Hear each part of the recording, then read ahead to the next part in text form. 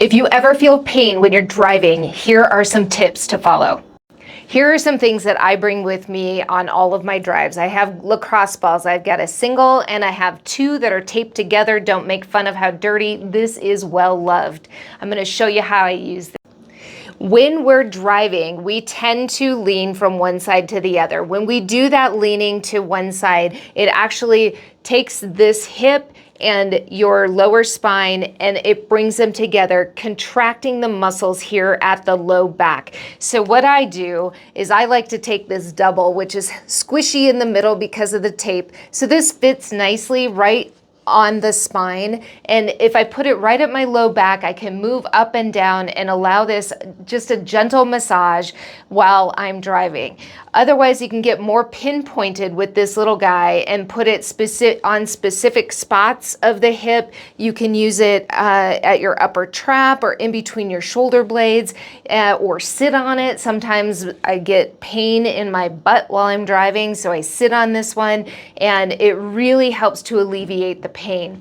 The other thing you can do is while you're driving, move your hips back and forth. Shift your weight and push this side of your hip down into the seat, and then go to the other side. Push this side of your hip down into the seat and just go back and forth. You'll feel a nice stretch in that low back. The other thing is do pelvic tilt. So bring your hips forward. Think about tucking that tailbone under. You're going to feel a nice stretch in that low back, and also going back the other way. So doing this while you're driving really helps to keep those joints loosened up and keep them from getting too tight and really pinching on nerves.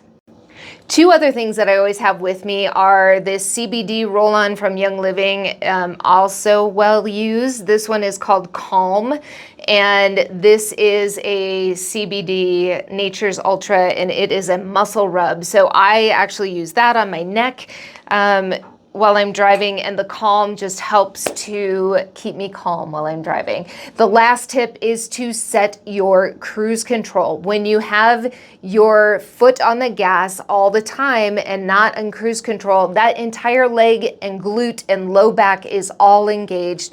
It's reaching forward to the foot pedal. You're having to engage muscles to move your foot back and forth on the gas pedal, and it's really bad to stay in that position for a long period of time. Set the cruise control, give that leg a break, and relax. Don't forget to take breaks as often as possible.